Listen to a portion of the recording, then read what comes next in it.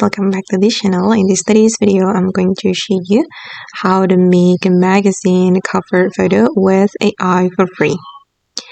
Okay, let's get into it, guys. We're going to use Pippit AI. So first of all, you can go to the Pippit AI website.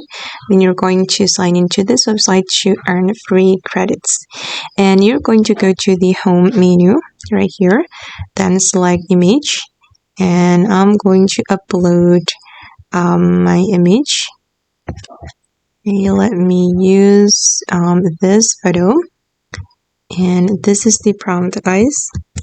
Actually, for the prompt, you can modify it according to your needs or according to your style, but this is mine. You can use mine or you can use your own prompt, and I'm going to send the prompt to the AI and also the photo, and let the AI do something for the photo.